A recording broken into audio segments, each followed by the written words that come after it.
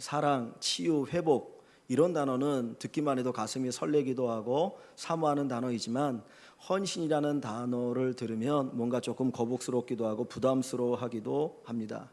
그래서 헌신과 관련되어진 여러 가지 단어를 우리가 듣게 되면 귀를 막거나 또는 외면하는 경우가 종종 있습니다. 그래서 헌신하면 생각나는 게 뭐냐면 헌신 예배죠. 그냥 헌신 예배 정도 되면 그때 헌신이라는 단어 한번 듣게 되고 생각하게 되어지고, 너 그때 듣는 헌신은 뭘로 생각합니까? 특송 한번 하고 헌금 한번 하는 것 정도로 우리는 헌신을 그냥 이렇게 치부해 버릴 때가 많이 있습니다.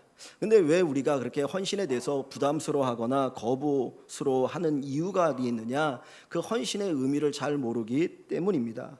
우린 예수님에게 복을 받기를 원하지만 헌신하고 싶어 하지는 않습니다. 그냥 가만히 있으면서 주님이 내게 복 주기를 원하고 계시죠. 그런데 우리가 조금만 헌신의 관점을 바꾸면 헌신이 그렇게 부담스러운 게 아니고 정말 내게 복이구나, 내게 유익이구나 하는 것을 깨닫게 되어집니다. 우리가 읽었던 본문 말씀 가운데 마태복음 13장 44절부터 46절의 말씀, 여러분 무슨 내용인지 아십니까? 그 말씀의 초점이 어디에 있다고 생각하십니까? 다시 한번 마태복음 13장 44절부터 46절 말씀 한번 읽어봅니다. 우리 같이 한번 읽어볼게요. 마태복음 13장 44절부터 46절의 말씀을 읽어보시면서 이 말씀의 초점이 어디에 있는가 한번 살펴보시면 좋겠습니다. 천국은 마치 밭에 감추인 보화와 같으니 사람이 이를 발견한 후 숨겨두고 기뻐하며 돌아가서 자기의 소유를 다 팔아 그 밭을 사느니라. 또 천국은 마치 좋은 진주를 구하는 장사와 같으니 극히 값진 진주 하나를 발견하며 가서 자기의 소유를 다 팔아 그 진주를 사느니라. 아멘. 이 두 비유의 초점이 어디에 있습니까? 포기에 있나요? 어둠에 있나요? 이 비유를 통해서 주님께서 우리에게 말씀하시는 그 목적이 어디에 있습니까? 모든 재산을 팔았다라고 하는데 목적이 있습니까? 아니면 보화를 얻었고 진주를 얻었다라는 데 목적이 있나요? 이 비유의 초점은 폭이 있는 것이 아니라 얻었다라는 데 초점이 있어요. 그 얻기 위해서 포기한 것이지 포기 자체가 목적이 아니라는 겁니다. 즉 그 이야기는 헌신은 헌신 자체가 목적이 아니라는 거죠. 헌신은 단순한 포기나 희생이 아니고 얻음이라는 거예요.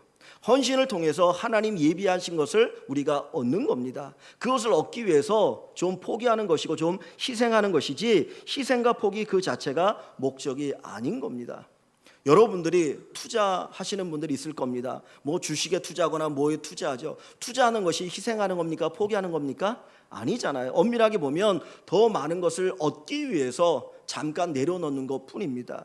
헌신은 그냥 포기가 아니고 그냥 희생이 아니고 더 많은 것, 더 좋은 것, 하나님 주시는 것을 얻기 위해서 조금 내려놓는 것 뿐이에요.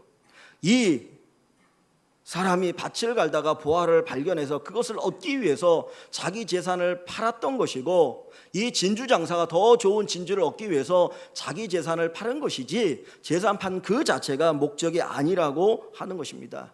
헌신은 얻는 것입니다. 헌신은 값진 것을 위해서 하나님 앞에 투자하는 것입니다. 겉으로 볼 때는 이 사람들을 어리석다라고 생각할 것입니다. 도대체 저 사람이 뭔데? 아니 그 밭이 뭐라고? 자기 재산을 다 팔아 그 밭을 사. 어떻게 살라고? 뭘 먹고 살라고? 아이들은 어떻게 기르려고? 아마 모르는 사람들은 이 사람이 어리석다라고 이야기할 거예요. 그러나 이 사람은 어리석은 사람이 아니죠. 왜냐하면 그 밭 안에는 뭐가 있어요? 값진 보화가 있거든요. 이 보화를 얻어가지고 그거 팔기만 하면 내가 희생한 것보다는 몇 배 그 이상의 많은 것들을 얻을 수 있기 때문에 진짜 이 사람이 지혜로운 사람입니다. 헌신은 단순한 희생이나 포기가 아니고요, 어마어마한 것을 얻는 것입니다. 하나님이 예비한 것, 하나님 우리에게 주시려고 하는 것을 얻는 과정이 헌신이라고 하는 우리의 관점의 변화가 있기를 소원합니다. 내가 포기하면, 내가 희생하면 그것과 비교할 수 없는 어마어마한 것들을 하나님께서 우리에게 채워주십니다. 그래서 역대하 16장 9절에 보면 이런 말씀이 있습니다. 여호와의 눈은 온 땅을 두루 감찰하사, 하나님은 온 세상을 살펴보신다는 거예요. 하나님은 세상의 모든 것을 살펴보시는데 하나님이 찾으시는 것이 무엇이냐면 전심으로 자기를 향하는 자를 찾는다 그랬어요.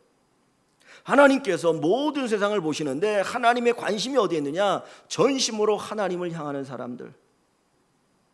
하나님 앞에 헌신할 줄 아는 사람들, 하나님을 진심으로 사랑하는 사람을 하나님이 찾으십니다. 그런데 그들을 향하여 능력을 베푸시나니, 그들을 향하여 능력을 베푸시나니, 하나님이 누구에게 능력을 주셔요? 전심으로 여호와를 향하는 사람들, 전심으로 하나님을 사랑하는 사람들, 하나님 앞에 헌신할 줄 아는 사람들에게 능력을 베푸신다.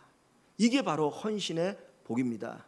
헌신은 단순히 내 것을 포기하는 게 아니에요. 희생하는 게 아니에요. 하나님 앞에 더 많은 것을 받는 것이 헌신입니다. 하나님께서 아브라함에게 야, 너 갈대아 우르 사는데 너 거기 떠나라. 거기 떠나라. 내 친척을 떠나고 내 부모를 떠나서 내가 지시하는 땅으로 가라 그랬습니다. 그랬더니 아브라함이 처음에는 거부했지만 그 말씀을 따라 갈 때에 하나님이 그에게 뭘 약속하십니까? 내가 너로 큰 민족을 이루고 내 이름을 창대하게 할 것이고 네가 복이 될 것이다. 너로 인하여 많은 민족이 복을 얻으리라 그랬습니다. 하나님께서 그에게 헌신을 요구하십니다. 단순히 헌신을 요구하시는 것이 아니라 그로 하여금 더 많은 것들을 얻고 누리도록 하시는데 목적이 있었던 거예요. 하나님께서 오늘 우리에게, 저와 여러분들에게 헌신을 얘기할 때 그것은 희생이 아닙니다. 포기가 아닙니다. 얻음입니다. 하나님께 복을 받는 것입니다. 요즘 우리나라 그 뉴스에 많이 입에 오르는 게 뭐냐면 국민연금이죠. 그래서 국민연금이 얼마가 되면 고갈되니 어쩌니 막 얘기하는데, 국민연금에 대해서 많은 사람들이 더 많이 받기를 원하잖아요. 내가 낸 것보다 더 많이 받기를 원하는데, 국민연금에서 많이 받을 수 있는 비결이 뭡니까? 첫째는 많이 내는 거죠. 그죠? 많이 내면 많이 받잖아요. 두 번째는 어떻게 합니까? 어떻게 해야 돼요? 오래 내야 되죠. 국민연금을 오래 들어야 많이 받지 않습니까? 그래서 많이 내는 것보다 오래 드는 게 유익하다라고 얘기를 합니다. 그래서 많이 내고 오래 들으면 국민연금을 더 많이 받을 수 있다. 노후가 보장되어질 수 있는 만큼, 하여튼 내가 내는 것보다 훨씬 많이 받을 수 있다고 얘기하잖아요. 헌신도 마찬가지입니다. 하나님 앞에 내가 헌신하는 것만큼, 하나님 앞에 내가 헌신하는 대로 하나님께서 우리에게 복을 주실 것입니다. 그래서 하나님이 우리에게 헌신을 요구하시는 이유는 단순히 포기하라, 희생하라가 아니고 우리를 사랑하셔서 우리에게 더 많은 것 주시기에, 더 좋은 것 주시기 위해서 우리에게 헌신을 말씀하고 계십니다. 여러분, 하나님 앞에 헌신의 삶을 살아가고 계십니까? 헌신하는 분들이 되시기를 바랍니다. 헌신의 기회는 복받는 기회입니다. 헌신이, 하나님이 내게 헌신을 요구할 때 하나님이 내게 복을 주길 원하시는구나, 내게 더 좋은 거 주시길 원하시는구나 생각하면 좋겠습니다. 하나님께서 우리에게 그릇을 가져오라 그러셔요. 그릇을 가져와라. 왜 그릇을 가져오라고 얘기할까요? 거기에다 뭔가 담아주시려고. 헌신은 하나님 앞에 그릇을 내어놓는 거예요. 하나님이 복 주실 그 그릇을 내어놓는 것이 헌신입니다.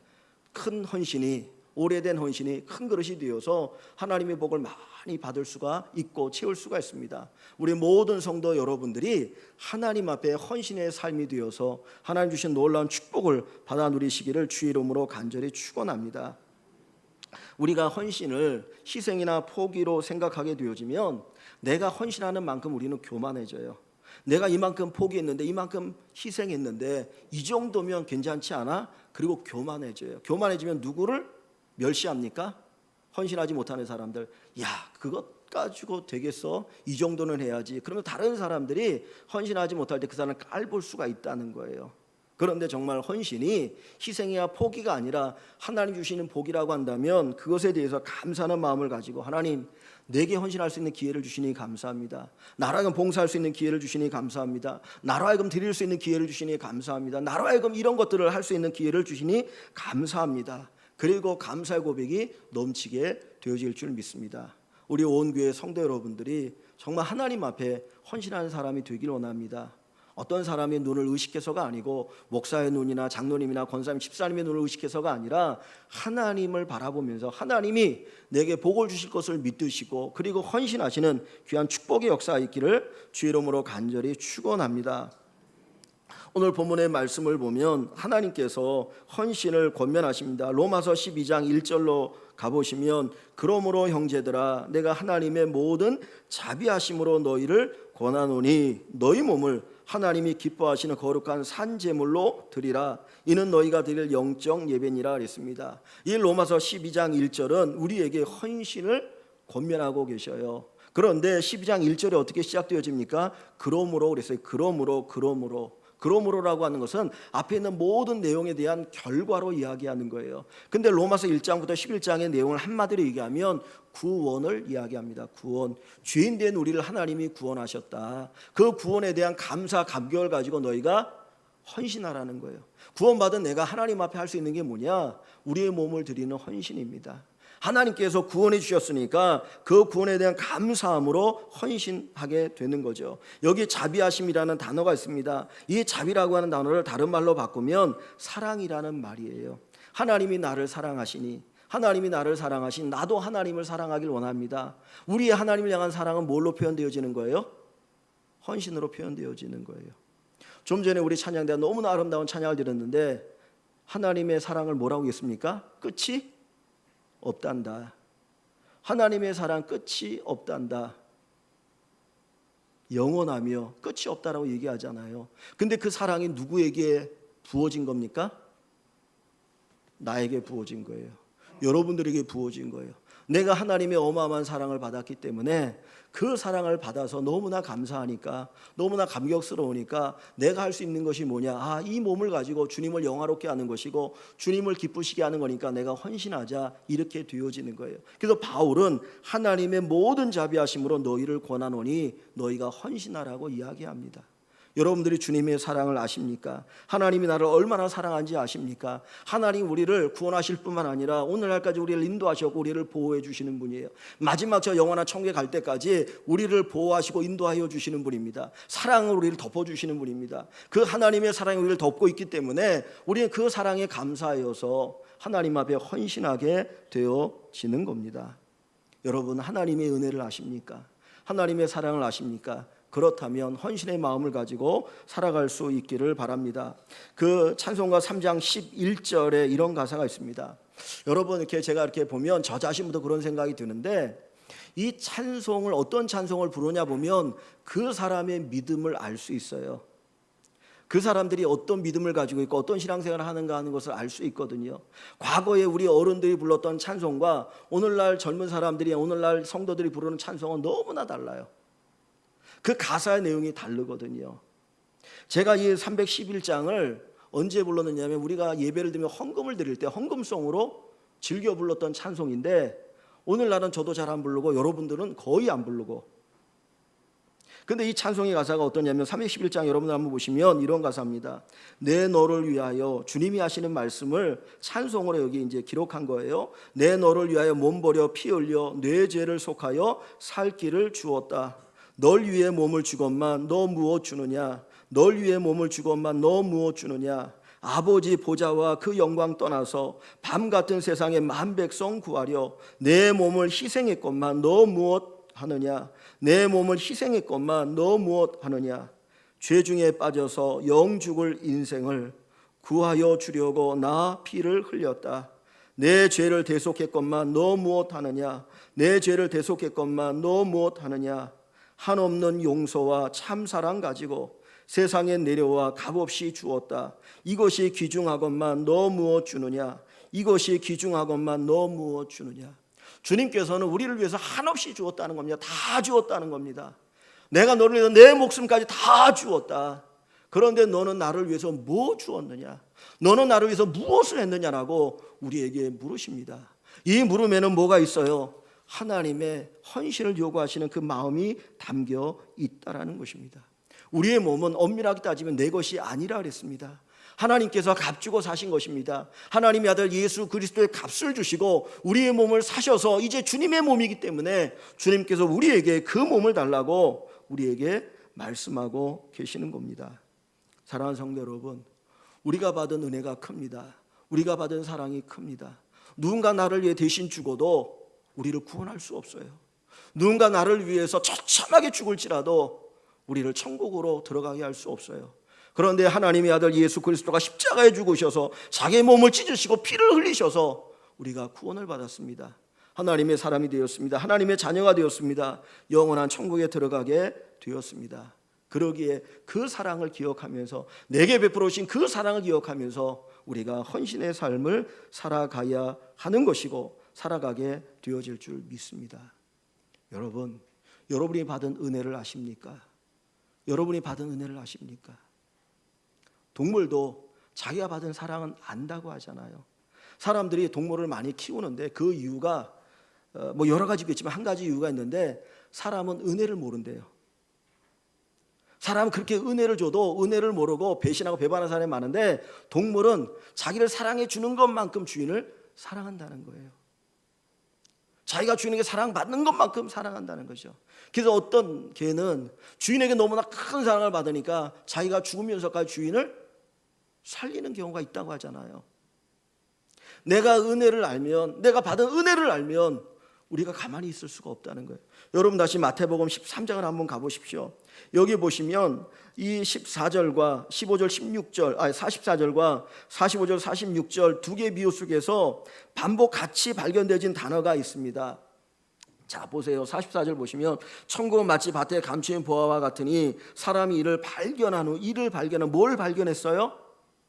보화를 발견했어요. 보화를 발견하고 나니까 어떻게 합니까? 그걸 숨겨두고 어떻게 기뻐하며 돌아가서 자기의 소유를 다 팔아서 그것을 샀다 그랬어요. 자 45절 46절 봅니다. 또 천국은 마치 좋은 진주를 구하는 장사와 같으니 극히 값진 진주 하나를 모함에 발견하며 가서 자기의 소유를 다 팔아 그 진주를 샀느니라 했습니다. 왜 이 사람이 그 자기의 모든 소유를 다 팔았습니까? 자기의 모든 소유를 다 팔았습니까? 다른 사람들이 볼 때 미친 사람이라고, 어리석은 사람이라고, 도대체 어떻게 살라고 저짓하느냐고 얘기할 텐데, 왜 그 사람이 자기 재산을 팔아서 그 밭을 사고 그 진주를 사나요? 왜 그래요?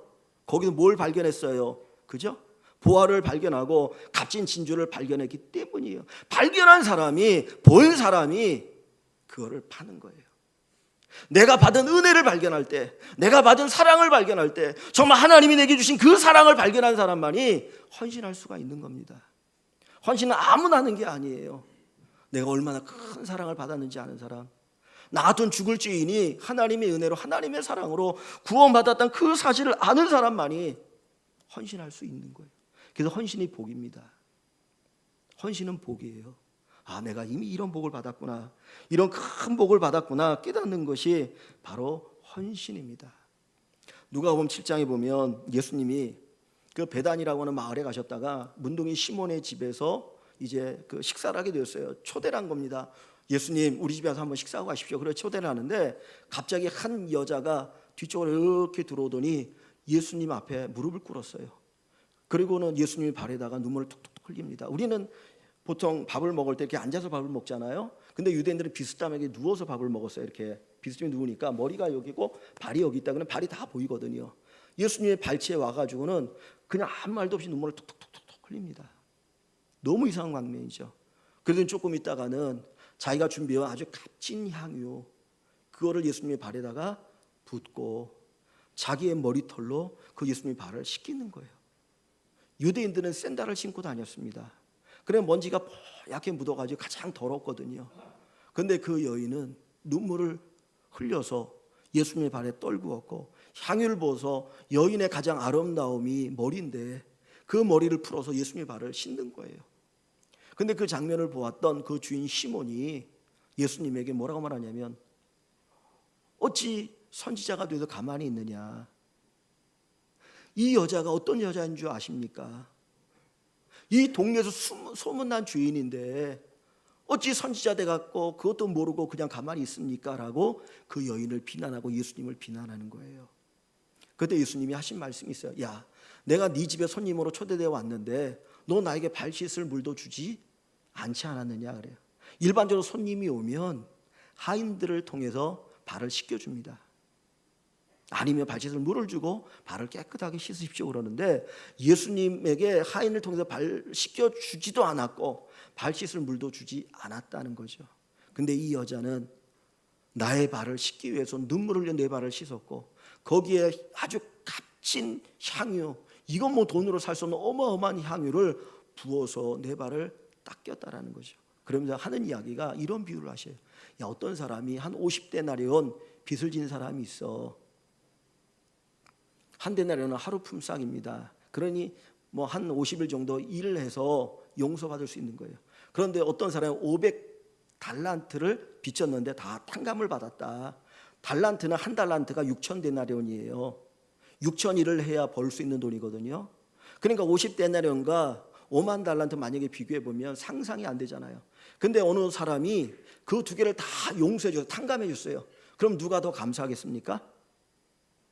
50데나리온 탕감 받은 사람이 감사할까요? 5만 데나리온 5만 달란트 탕감 받은 사람이 감사할까요? 누구죠?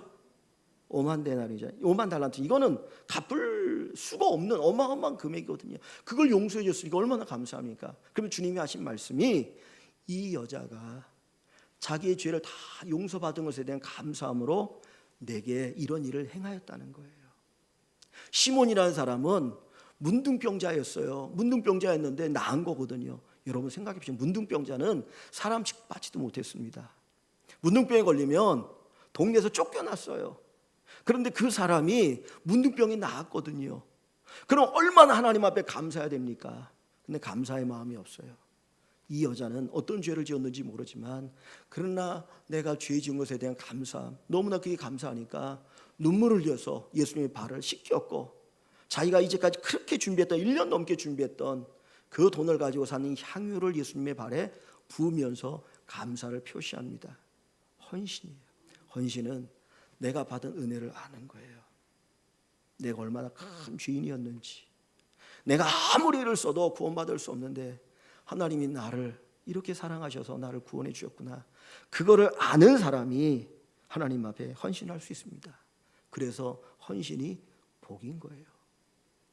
헌신은 내가 이전에 받은 복을 내가 알게 되어지고 그리고 앞으로 하나님 주시는 복을 채우는 그릇이 헌신입니다. 여러분들에게 이런 헌신의 복이 있기를 원합니다. 헌신은 단순한 희생과 포기가 아니라 하나님의 축복임을 믿으시기를 주의 이름으로 간절히 축원합니다. 오늘 본문 다시 로마서 12장 1절에 보면 하나님께서 우리에게 드리길 원하시는 것이 뭔가요? 뭐를 드리라고 말씀하셔요? 너희 뭐를 드리라고요? 너희 뭐를 드리라고요? 몸을 드리라고 했어요. 우리는 보통 뭐라고 말합니까? 마음을 드린다 그러죠. 하나님, 제가 제 마음을 드릴게요. 제 마음을 드립니다. 근데 하나님은 마음이 아니라 몸을 드리라고 그래요. 몸을. 하나님이 여러분의 뭐를 원하신다고요? 몸을 원하셔요. 마음을 얘기하지 않으셨어요. 몸을 얘기하셨어요. 마음이면 됐지. 마음이면 돼. 어떤 사람이 그런 줄 아세요? 몸을 안 드리는 사람. 마음이면 돼라고 하는 사람은 아무것도 안 하는 사람. 그런 사람이 핑계대기 위해서 마음이면 되지. 뭐 꼭 그렇게 드려야 돼? 뭐 꼭 그렇게 많이 드려야 돼? 마음이면 되지. 하나님은 마음을 원하셔. 아니요. 하나님 마음도 원하시지만 몸도 원하셔요. 몸이 없는 곳은 마음도 없어요. 그래서 성경에 뭐라고 말합니까? 재물 있는 곳에 뭐가 있다고요? 재물 있는 곳에 마음이 있어요. 여러분이 투자하지 않으면, 물질을 투자하고 시간을 투자하지 않으면 거기 마음이 없다니까요. 내가 아무것도 안 내는데 무슨 거기에 마음이 있습니까? 그건 다 핑계거리지. 정말 여러분이 사랑해 보십시오. 사랑하는데 안 드리겠습니까? 어저께인가 이제 우리 청년들 헌신 이렇게 수련회를 하면서 갔는데 누가 물어봤대요. 누가 그랬는지 잘 기억이 안 나는데, 야, 너 학원 몇 개 다니니? 그랬더니 초등학생인데 10개를 다닌다는 거예요. 근데 뭐 매일 가는 건 아니겠죠. 일주일에 뭐 2번 가는 것도 있고 매일 가는 것도 있는데 10개를 다닌다는 거야. 그럼 학원에 10개를 다니려면, 요섭이가 그랬구나. 10개를 다니려면 거기 들어간 돈이 얼마겠어요. 그죠? 근데 부모가 돈이 있는데 아무것도 안 주면서, 야, 난 너 엄청나게 사랑한다. 그럼 아무것도 안 해줘. 그게 사랑하는 겁니까? 거짓말이지. 하나님 앞에 내 몸으로 아무것도 하지 않으면서 주님 저를 사랑해요. 저는 주님 앞에 마음 드릴게요. 그 새빨간 거짓말이에요. 주님은 마음을 얘기하지 않았어요. 몸을 드리라고 그랬어요. 왜냐하면 하나님도 우리에게 몸을 주셨기 때문이에요. 주님은 단순히 마음 주지 않았어요. 우리를 사랑하니까, 야, 내가 너에게 몸을 주마. 그리고 아들 예수를 보내셨고 십자가에 죽게 하셨잖아요. 죽였잖아요. 나에게 주시기 위해서. 내가 너에게 몸을 줬으니 너도 나에게 몸으로 너의 사랑을 보여달라. 그것이 바로 주님이 우리에게 말씀하시는 겁니다. 몸이 없는 헌신은 거짓입니다. 마음만 있는 헌신은 거짓입니다. 여러분, 우리 스스로 정당하지 말자고요. 나는 헌신한다 거짓말하지 말자고요. 정말 내 몸을 드리지 않으면, 내 귀한 거 드리지 않으면 그거는 다 새빨간 거짓말입니다. 주님은 우리의 몸을 원하셔요. 우리의 시간을 원하시고, 때로는 우리의 물질을 원하시고, 우리의 헌신을 원하시고, 우리의 봉사를 원하십니다. 다른 사람이 하는 것만 즐기는 게 아니라 내가 주님 앞에서 할 수 있는 게 뭘까? 내가 드릴 수 있는 몸이 어떤 것이 있을까? 그것을 드릴 줄 아는 저와 여러분들이 되시면 좋겠습니다. 고린도 전서 6장 19절에 보면 우리의 몸은 내게 아니라 그래요. 내게 아니라 값으로 산 것이었다. 누가 하나님이 샀다는 거예요. 그래서 주님께서 우리의 몸을 쓰길 원하셔요. 그래서 먹든지 마시든지 무엇을 하든지 무엇을 위해서 하라? 하나님의 영광을 위해서 하라. 정말 하나님의 영광을 위해서 살아가시는 귀한 분들이 되시기를 주의 이름으로 간절히 축원합니다. 여기 보면 우리의 몸을 드리는데 어떻게 드리라고 말씀합니까? 12장 1절 다시 한번 읽어봅니다. 12장 1절. 그러므로 다시 시작. 그러므로 내가 하나님의 모든 자비하심으로 너희를 권하노니 너희 몸을 하나님이 기뻐하시는 거룩한 산제물로 드리라. 이는 너희가 드릴 영적 예배니라. 아멘. 우리 몸을 하나님이 뭐 하시는? 기뻐하시는, 하나님이 기뻐하시는 대로 드리라는 거예요. 어쩔 때 기뻐할까? 말라기 1장에 보면 그 이스라엘 백성들이 하나님 앞 제사를 드리러 오는데 어떤 걸 가져오냐면 뭐 죽일 거니까 제물은 죽이는 거잖아요. 그죠? 그러면 뭐를 드리는 게 제일 경제적으로 이기겠습니까? 자기에게 병든 거, 상품가치가 없던 거, 뭐 죽여서 불태워버릴 거니까. 그러니까 이 이스라엘 백성들이 하나님 제사를 드리러 올 때에 뭘 가져오냐면 눈먼 거, 병든 것, 얼마 있으면 죽을 것, 이런 것만 가져오는 거예요. 그랬더니 하나님 너무 화가 나셔서 그래서 하시는 말씀이, 야, 그거를 너희 총독들에게 한번 드려봐라. 총독이 기뻐하겠느냐. 하나님 원하시는 것은 좋은 것입니다. 그래서 1년 된 흠없는 것으로 하나님께 드리라고 말씀을 하셔요. 하나님이 우리에게 원하시는 건 뭐냐, 기뻐하신다는 건 뭐냐면 최상의 것을 드리는 거예요. 나의 최상의 것. 최상의 것. 어저께 이제 청년들하고 대부도에 가서 수련을 하면서 오전에 1시간 이제 운동을 했어요. 한 30분 족구하고 30분 축구를 했는데 별로 안 한 것 같아가지고 괜찮거니 했는데 아침에 일어나니까 몸이 좀 무겁더라고요. 그래서 야, 50이 넘으니까 진짜 힘드는구나. 근데 아까 제가 일부 예배 때 우리 청년한테 물어봤어요. 몸이 어떠냐 그랬더니 지도 뻐근하대. 20 중반인데. 근데 언제가 정말 몸이 좋은 때입니까? 청년의 때 아니에요? 사실 나이 먹으면 하고 싶어도 못해요. 저는 어른이 되면 잠이 없는 줄 알았어요. 그냥 잠이 없으니까 열심히 교회 나와서 새벽 기도도 할 수 있겠거니 그랬는데 그게 아니더라고. 잠잘 때 여기 아프고 저기 아프고. 이게 참 나이 먹는 게 이게 쉬운 일이 아니고 진짜 어렵고 힘든 거구나 그랬거든요. 하나님 원하는 건 좀 더 젊을 때, 좀 더 최상의 것을 주님 앞에 드리길 원하셔요. 내가 주님 앞에 최고 것을 드리면 주님도 우리에게 최고의 것을 주십니다.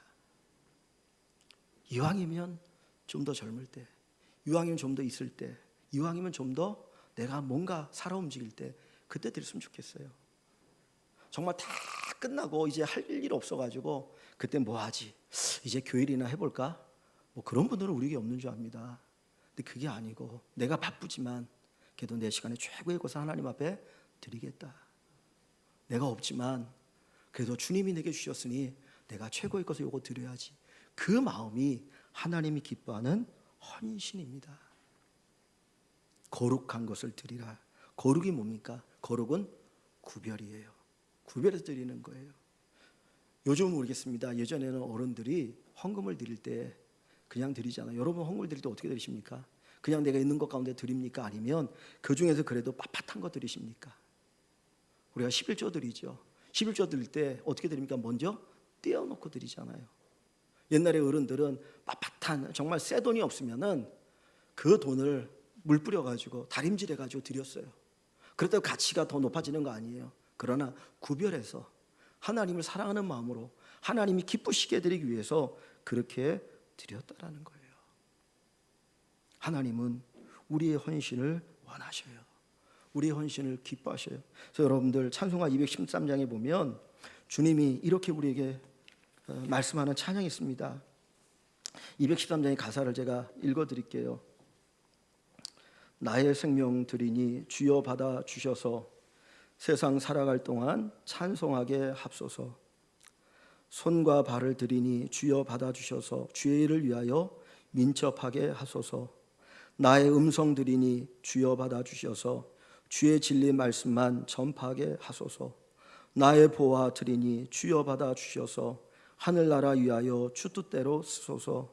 나의 시간 드리니 주여 받아주셔서 평생토록 주위에 봉사하게 하소서. 나의 생명 드리니 주여 받아주소서. 나의 손과 발을 드리니 주여 받아주소서. 나의 음성 드리니 주여 받아주소서. 나의 보화 드리니 주여 받아주소서. 나의 시간 드리니 주여 받아주소서. 이게 진짜 우리의 고백되었으면 좋겠어요. 주님, 제가 이거 드리길 원합니다. 어떻게 보면 보잘것없고 작은 것이고 미천한 것일 수 있지만 그래도 주님의 은혜 감사해서 제가 드리오니 주님 이거 받아 주시옵소서. 이런 고백이 있는, 신앙 있는 아름다운 헌신이 되어지기를 원합니다. 마지막 12장 1절 다시 한번 읽어봅니다. 마지막으로 한번 같이 읽어봅니다. 그러므로 형제들아, 내가 하나님의 모든 자비하심으로 너희를 권하노니 너희 몸을 하나님이 기뻐하시는 거룩한 산제물로 드리라. 이는 너희가 드릴 영적 예배니라. 아멘. 이 헌신을 가리켜서 뭐라고 말하고 있습니까? 이는 너희가 드릴 뭐라고요? 영적 예배니라. 영적 예배니라. 요한복음 4장에 보면 주님이 수가성 여인과 대화를 나누면서 하신 말씀이 하나님은 영이시니 예배하는 자가 뭐와 뭐로 예배할지니라? 영과 진리로 예배할지니라 했어요. 영으로 예배한다는 게 뭡니까? 영적인 예배를 드린다는 게 뭡니까? 우리는 영적인 예배하면 뭐 이상하게 생각합니다. 무슨 신비적이고 막 여기에 무슨 뭐 갖다 놓고 막 신비적인 현상이 일어나면 영적인 예배라고 그래요. 그래서 그런 사람을 가르쳐서 뭐 영적인 사람이라 얘기합니다. 다 거짓이에요. 하나님 주시는 은혜가 그렇게 나타난 거 있지만 그것 자체가 영적인 예배가 아니고, 영적인 예배는 뭐예요? 우리의 몸을 드리는 거예요. 헌신이 있는 게 영적인 예배예요. 내가 헌신하지 않는 예배는 온전한 영적인 예배가 아닐 수 있다는 거죠. 영적인 거는 뭘로 표현되어져요? 현실로 표현되어지는 거예요. 우리의 몸으로 드러나는 거예요. 내 안에 성령이 계신데 내 삶이 안 바뀔 수 있습니까? 내 안에 성령이 계신데 내 삶이 어떻게 변화되지 않을 수 있습니까?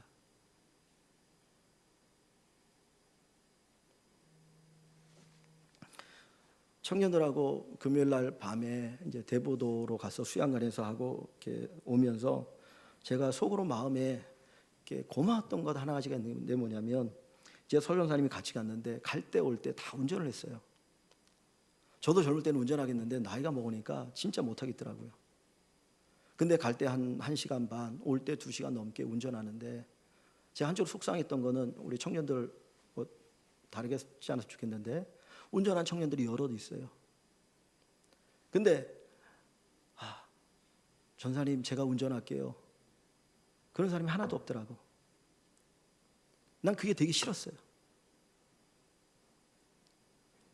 서 전사님 나이가 이제 39, 40인데 걔도 20대 후반이 더 낫잖아. 그죠? 더 쌩쌩하잖아요. 근데 감사한 게 전사님이 운전을 쭉 해서 너무 감사했어요. 아무 말 안 하고 기쁨과 즐거움으로 목사님 제가 할게요 그러면서 운전해 주는데 너무 고마웠어요.